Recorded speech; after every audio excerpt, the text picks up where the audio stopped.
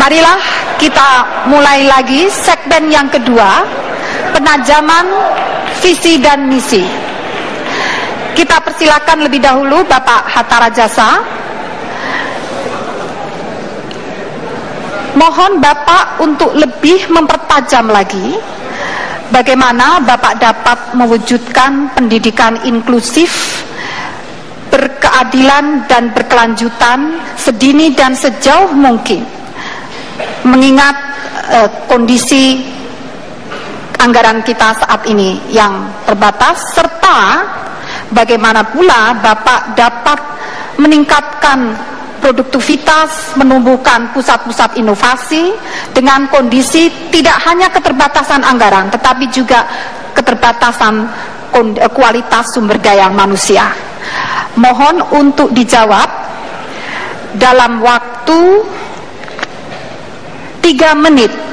3 menit mulai sekarang. Terima kasih Ibu Moderator. Pendidikan berkeadilan, inklusif dan berkualitas adalah kewajiban konstitusi. Negara wajib melaksanakan itu. Ini adalah amanat konstitusi kita. Pasal 31 ayat 1 ayat 2 dan ayat 5 tentang IPTEK. Oleh sebab itu, tidak ada pilihan bagi kita melaksanakan itu. Dan anggaran tentu saja dapat kita siapkan untuk sumber daya manusia yang merupakan pilar utama membangun bangsa ini. Untuk membangun pusat-pusat inovasi penting bagi kita, karena itu adalah merupakan bagian daripada peningkatan daya saing bangsa kita. Tidak mungkin kita tidak membangun the center of excellence, pusat-pusat keunggulan, kalau kita sungguh ingin meningkatkan daya saing bangsa kita. Oleh sebab itu, maka yang pertama, Prabowo Hatta mempersiapkan untuk inklusif dan berkeadilan tersebut. Pertama, anggaran kita naikkan, terutama untuk perguruan tinggi kaitannya dengan IPTEK, meningkatkan bantuan operasi 2 kali lipat ke depan, menyalurkan 10 triliun dalam waktu 5 tahun ke depan untuk dana-dana riset yang fokus kepada prioritas-prioritas, mempercepat difusi dari temuan-temuan dari knowledge kita agar dapat diterapkan ke dalam sektor-sektor yang betul-betul penting, yaitu pangan, energi, transportasi, kesehatan, dan sebagainya. Oleh sebab itu, kita harus mengembangkan pendanaan tersebut untuk 3 hal utama. Pertama, harus kualitas, keterjangkauan, dan ketersediaan. Yang kedua, guru harus kita tambah dalam waktu 5 tahun ke depan sedikitnya 800.000 dan meningkatkan kualitas serta meningkatkan kesejahteraan para guru. Dengan demikian, maka IPTEK dan peningkatan pendidikan akan seiring untuk meningkatkan kualitas sumber daya manusia yang berkualitas, yang dapat menghadapi tantangan-tantangan zaman. Terima kasih. Terima kasih atas jawaban yang diberikan.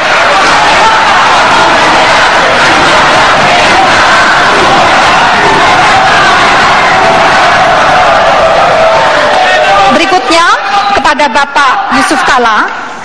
Dalam visi misi Bapak menegaskan pentingnya pendidikan nasional untuk meningkatkan kecerdasan, akhlak, dan budi pekerti. Namun nampaknya pendidikan budi pekerti ini tentu memerlukan waktu dan proses yang cukup lama. Bagaimanakah Bapak yakin dalam periode, seandainya Bapak terpilih, dalam periode pemerintahan Bapak mampu menyusun strategi untuk meningkatkan pendidikan budi pekerti, dan dengan menyadari kesenjangan SDM yang ada di berbagai wilayah Indonesia, bagaimana Bapak yakin dapat memajukan inovasi IPTEK? Waktu 3 menit, 3 menit dimulai dari sekarang. Terima kasih Ibu. pendidikan budi pekerti dapat diterapkan dari semua mata pelajaran, tidak khusus pendidikan budi pekerti. Kita bisa masukkan pendidikan budi di sejarah, kita bisa masukkan budi pekerti di matematika, disiplin, bagaimana mengatur disiplin, bagaimana mengatur. Jadi pendidikan budi pekerti tidak berarti hanya pengetahuan ilmu pekerti saja. Contohnya bahasa Indonesia, kita bisa mengajarkan cerita yang heroik, kita bisa mengambil contoh-contoh yang baik, kita hilangkan cerita tentang kancil yang cenderung untuk menipu begitu, kita hilangkan itu contohnya. Jadi harus suatu mata pelajaran yang tampu, tapi menyangkut semua isinya tentang bagaimana kita manusia Indonesia berani, bagaimana bahasa Indonesia itu pintar, dan bagaimana manusia dinamis menjalankan itu. Itulah yang kita sebut revolusi mental, pendidikan, dan tentu juga semangat itu. Revolusi untuk yang belajar bahasa Indonesia yang benar tidak selalu berhubungan dengan komunis, tapi mempercepat proses begitu kan, untuk diketahui begitu tentang bahasa. Ini penting semuanya apabila kita ingin tahu masalah-masalah pendidikan itu. Karena itu maka dibutuhkan memang suatu guru yang baik. Penataran guru diutamakan, fasilitas guru diutamakan, sertifikasi guru diutamakan, agar guru lebih dahulu menguasai masalahnya, baru memberikan itu ke murid. Itu otomatis harus terjadi, dan tentu tunjangan guru yang baik, fasilitas guru yang baik, karena gurulah yang menjadi bahagian utama daripada perubahan-perubahan itu. Kemudian bagaimana inovasi? Inovasi itu di 3 hal: teknologi, inovasi sendiri, dan juga tentu kebijakan pemerintah. Kebijakan pemerintah haruslah memihak kepada perusahaan negeri, memihak kepada inovasi bangsa. Karena itulah apabila memihak, maka akan terjadi inovasi dalam negeri. Itu yang penting kita utamakan. Ada suatu kebijakan pemihakan dalam negeri, mengutamakan perusahaan negeri. Tanpa itu juga maka akan tidak timbul masalah-masalah yang seperti itu. Karena itulah maka inovasi dapat dikerjakan. Mengenai biaya semuanya itu, saya kira kita semua cukup dengan 20% yang selalu naik. Satu-satunya departemen yang tidak pernah turun biayanya adalah Kementerian Pendidikan. Karena itulah maka kita tidak perlu khawatirkan itu. Yang dibutuhkan efisiensi daripada semua anggaran itu untuk inovasi, dan bagaimana menggabungkan seluruh inovasi-inovasi itu dalam satu sistem. Perguruan tinggi, lembaga research negara, swasta, bagaimana tergabung dalam suatu pekerjaan bersama. Begitu juga kelembagaannya. Pada waktunya kita akan menggabungkan antara pendidikan itu sendiri dengan riset, agar tergabung satu kekuatan yang besar untuk menciptakan inovasi kita. Terima kasih. Maaf, waktu telah habis. Terima kasih.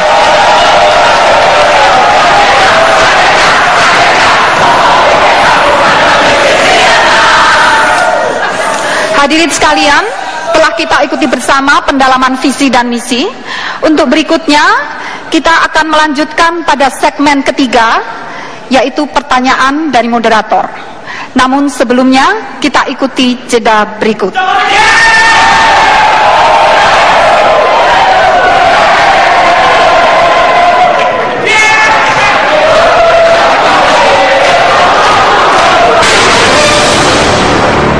Hadirin, pertanyaan akan saya ajukan lebih dahulu kepada Bapak Yusuf Kala. Adalah sebagai berikut pertanyaannya.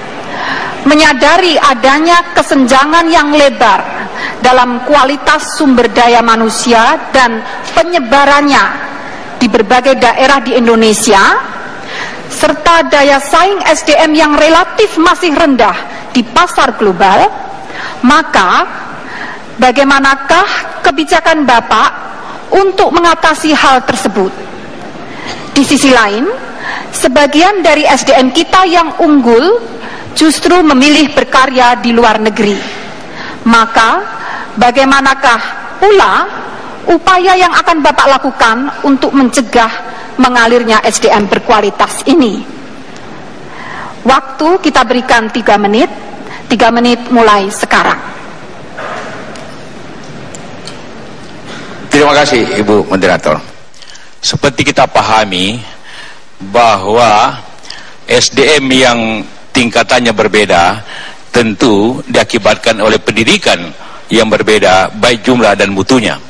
Maka tentu langkah yang pertama ialah pendidikan nasional betul-betul menasional, harus ada keseimbangan. Karena itu ada pemetaan untuk bagaimana pendidikan di daerah tertentu yang kurang kemudian ditingkatkan mutunya karena dia kurang. Begitu juga jumlah pendidikan, juga distribusi guru dan fasilitas-fasilitas tentu diabaikan. Dan dorongan agar masyarakat juga ikut dalam pendidikan itu. Yang kedua, langkah-langkah pertukaran guru perlu kembali diadakan sehingga guru-guru di daerah-daerah yang tentu kurang akan dibantu oleh daerah lebih. Kita mengapresiasi Indonesia Mengajar oleh Saudara Anies, itu salah satu cara bagaimana memberikan suatu pemerataan daripada sumber daya manusia. Begitu juga lapangan kerja, sumber daya manusia juga tergantung kepada kesenjangan ekonomi. Apabila ekonomi kita harus diratakan baik di timur dan di barat, maka faktor sumber daya manusia akan berubah. Jadi dua hal yang tentu, pendidikannya dan proses ekonominya harus diperbaiki. Yang kedua tadi, bagaimana tadi Ibu mengatakan tentang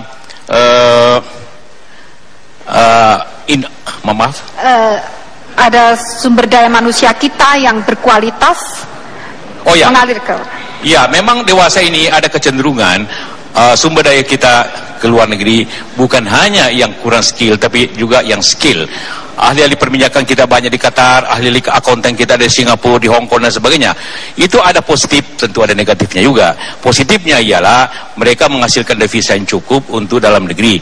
Negatifnya ialah kita kekurangan eksekutif yang handal.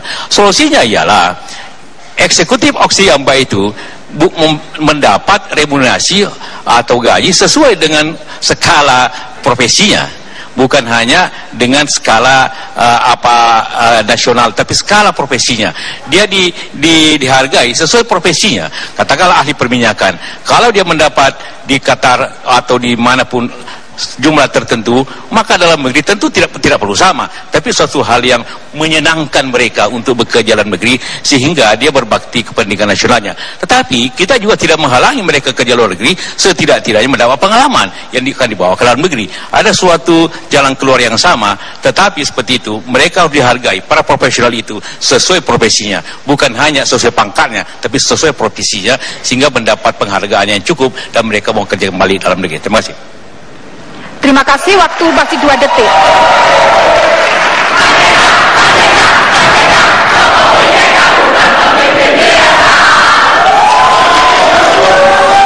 Berikutnya, kesempatan kami sampaikan kepada Bapak Hatta Rajasa. Saya ulang pertanyaannya.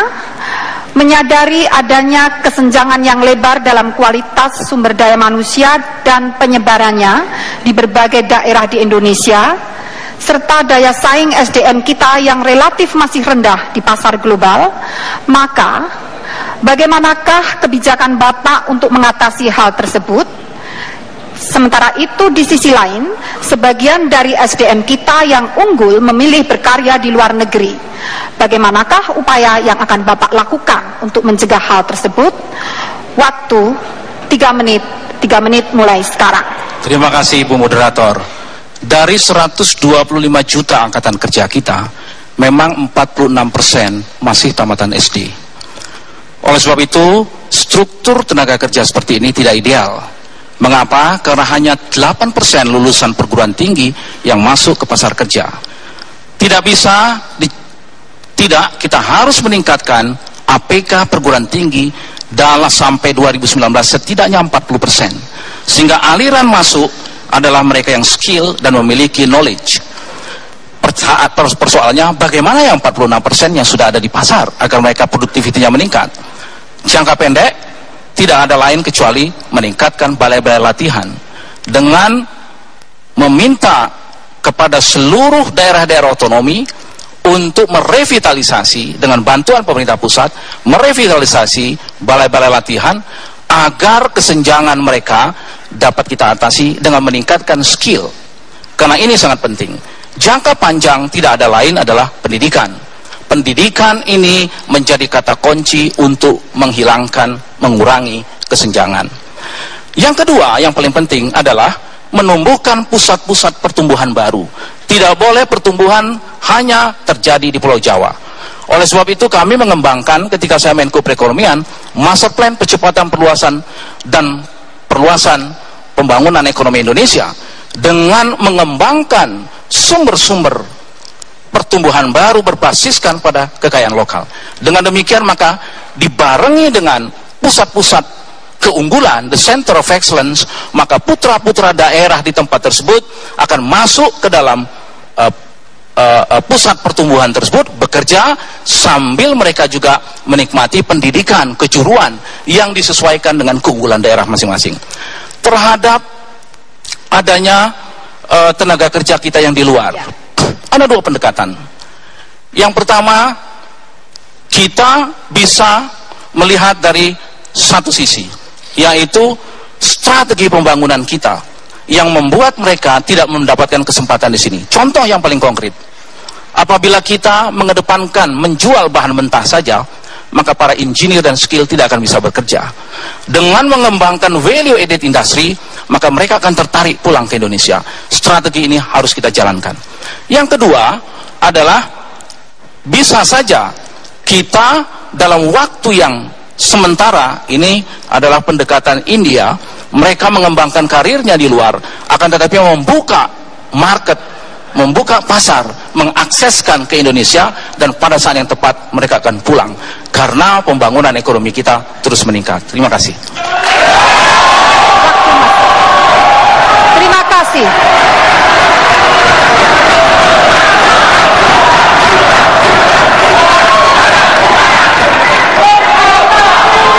Baiklah, kita lanjutkan dengan pertanyaan yang kedua. Dimulai lebih dahulu ke Bapak Hatta Rajasa. Kita sadari bahwa Indonesia telah menjadi pasar produk-produk teknologi asing. Padahal kita memiliki ratusan perguruan tinggi, lembaga riset dan industri. Namun belum terlihat sinergi antara lembaga tersebut yang dapat memberikan manfaat bagi kesejahteraan rakyat. Apa yang salah dengan kondisi tersebut menurut Bapak, dan bagaimanakah Bapak dapat mensinergikan pendidikan tinggi, lembaga riset dan industri agar permasalahan tersebut dapat diatasi? Waktu 3 menit, 3 menit dimulai dari sekarang. Terima kasih. Pengembangan pusat inovasi dengan pendekatan triple helix harus kita lakukan. Pertama, government mengembangkan regulasi yang pro kepada peningkatan knowledge masuk ke difusi pada sektor-sektor yang kita prioritaskan. Yang kedua, pemerintah memberikan insentif kepada perusahaan-perusahaan yang mengeluarkan dananya untuk kepentingan-kepentingan riset yang bisa masuk ke dalam market. Yang ketiga, pemerintah mengeluarkan regulasi yang memungkinkan terjadinya percepatan program kewirausahaan, sehingga invention plus entrepreneurship menjadi inovasi yang akan mengatasi persoalan-persoalan banjirnya masalah import di tanah air kita.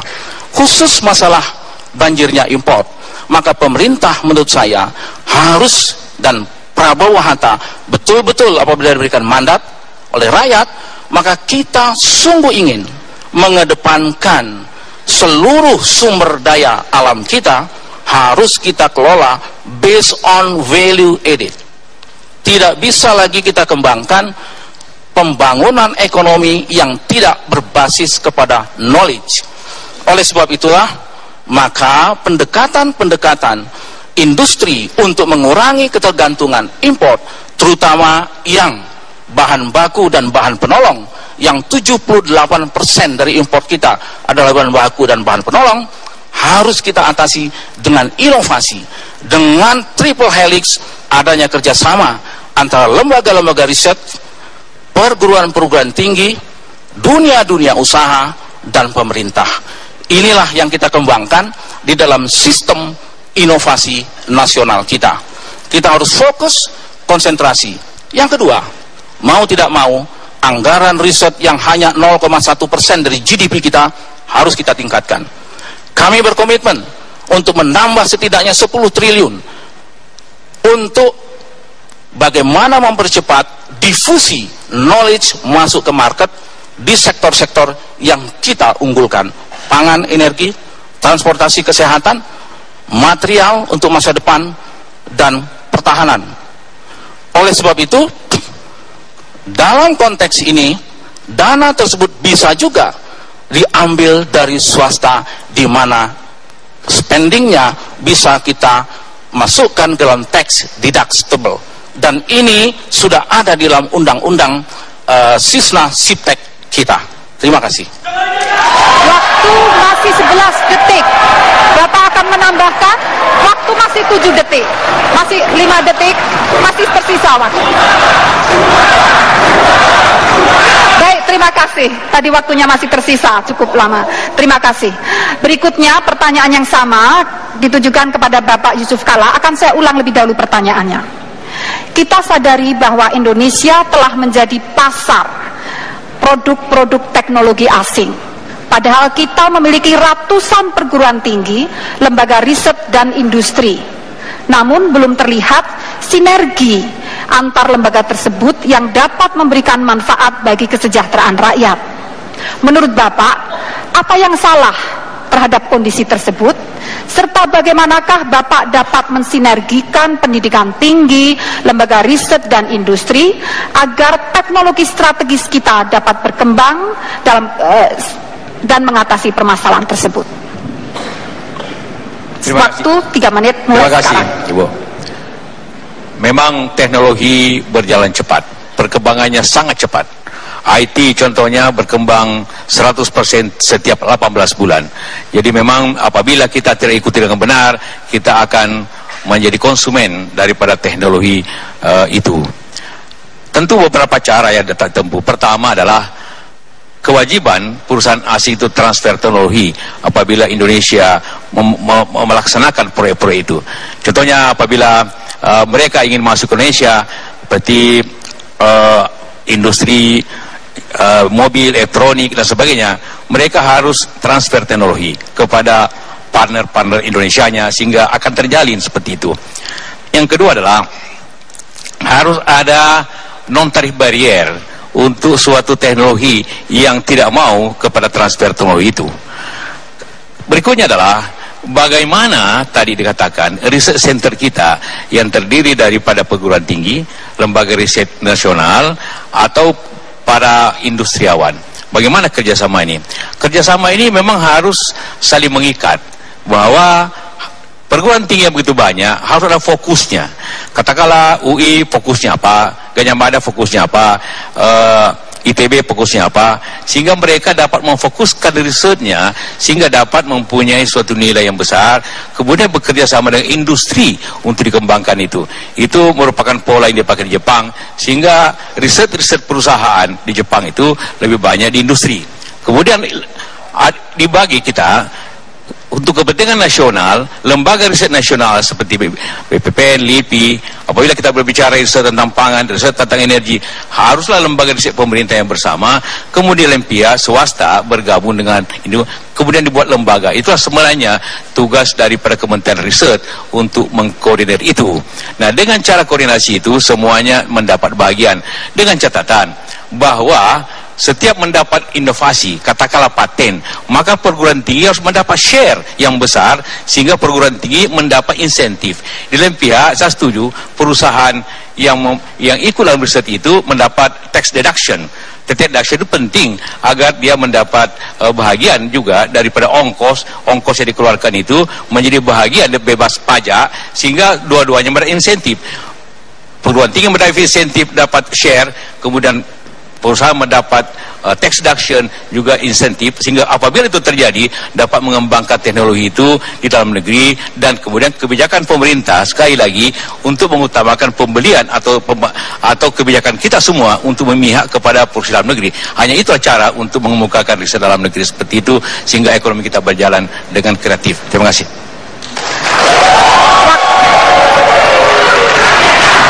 Terima kasih.